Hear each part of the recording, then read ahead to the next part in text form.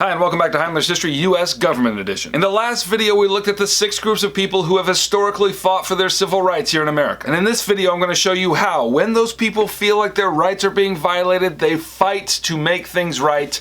Let's get to it.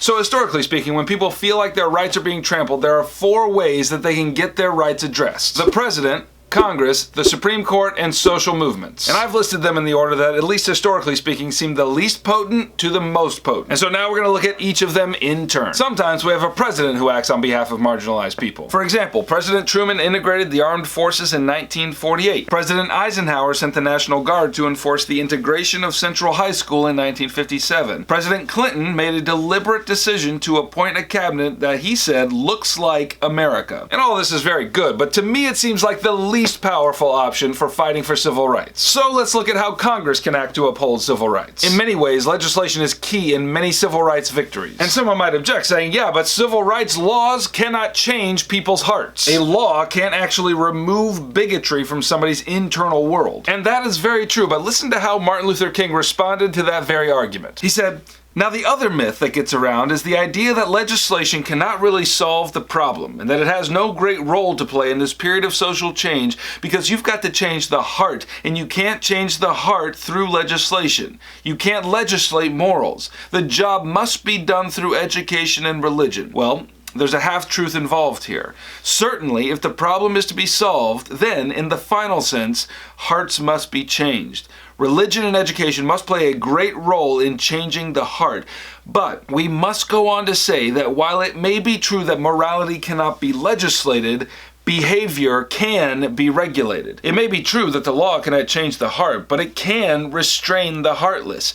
It may be true that the law cannot make a man love me, but it can keep him from lynching me.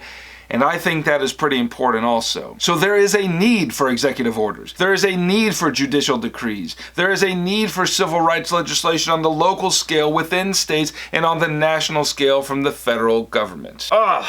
Is that not astonishing? And so here in America, the bedrock of all civil rights legislation is found in 2 acts of Congress, the Civil Rights Act of 1964 and the Voting Acts Right of 1965. The Civil Rights Act barred discrimination in employment based on race, sex, religion, or national origin. It banned segregation in public places and even established a government agency to enforce the law. The Voting Rights Act eliminated obstacles to minority voting, for example, literacy tests. And this was enforced by federal marshals in the South. And as a result of this, black political participation in the South exploded. Now, Congress also passed legislation to support the rights of women. Okay, now remember what I just said about the Civil Rights Act, namely that it barred discrimination on the basis of race, religion, national origin, and sex. And what's interesting about the fact that women were included in that bill is that that was actually put in there by an opponent of the Civil Rights Act. He thought that by including women in it that the bill would be unpassable, but it actually ended up passing with that language in it. But everyone actually knew that including women in the Civil Rights Act was actually a fluke, so there wasn't much enforcement on that particular piece of it. Enter the National Organization of Women. They rose up and said they didn't really care if women's inclusion in the Civil Rights Act was accidental. It was there, and therefore it was binding. And so they began to press for the enforcement of that law, and it worked.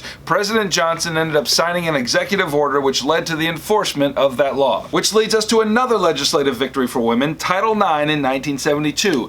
Title IX prohibited discrimination based on sex in any institution that received federal funds. And the biggest impact of Title IX was the explosion of women's sports teams. And Congress has also passed laws to uphold the rights of the disabled. In 1990, Congress passed the Americans with Disabilities Act, and this law prevented workplace discrimination and provided greater access to public facilities. So if you've ever seen a street curb carved out into a ramp or special seating in theaters or stadiums, then you've seen the effects of this law. Okay, we've looked at the president, we've looked at Congress, and now the third entity that can uphold civil rights is the Supreme Court. You see, the thing about legislation is that it can be unjust, and that's where the Supreme Court comes in. For example, 2 cases that advanced the cause of civil rights were the 2 Brown versus the Board of Education cases, the first in 1952, the second in 1953. The first case ruled that the separate but equal doctrine established in Plessy versus Ferguson was unconstitutional. They said that separate is inherently unequal. And in the second case, the court ruled that the public schools must be integrated with, quote,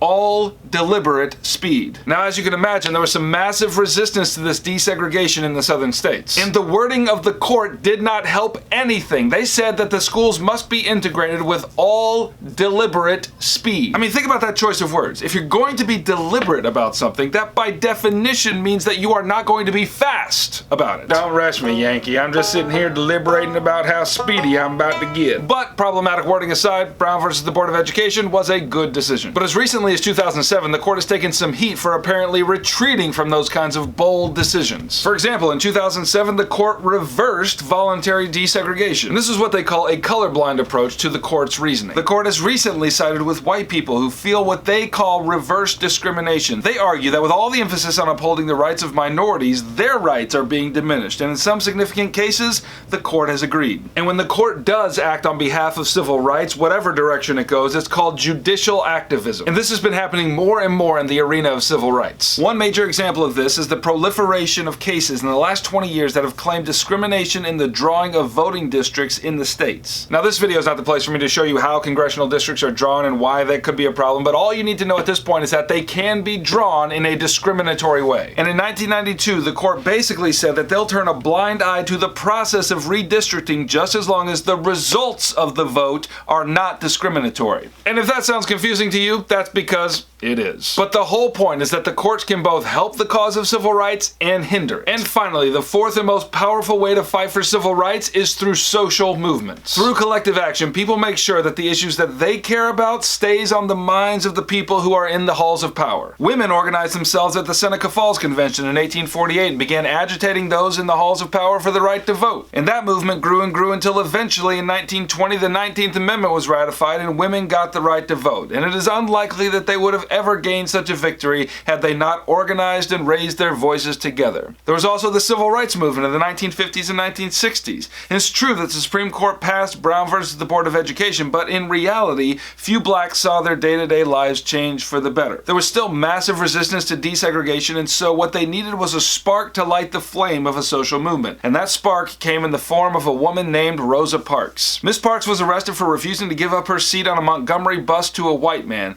and as a result, the Montgomery bus boycott was established and lasted for over a year. The black population of Montgomery brought the bus lines to their knees by their collective action, but they didn't go unopposed. Whites tried to stop the boycott by arresting blacks whom they saw carpooling, and the jails began to fill up. And then there was the sit-in movement, which began in 1960 in North Carolina, and here's what happened. 4 black students walked into a Woolworth's and sat at a counter and demanded to be served. They were refused, but they refused to leave. The next day, 20 students showed up and crowded out the white patrons. Eventually, there were sit-ins in 11 different cities. Sometimes they were arrested for this, and sometimes they were brutally beaten. But all of them were what Martin Luther King later called the veterans of creative suffering. And it was through the power of creative, nonviolent suffering that black Americans finally gained the rights that they so desperately craved and deserved. So at the end of the day, can government help with civil rights? Yes, and they should. But historically, the most powerful way to speak to those who move the levers of power is by collective action and social movements.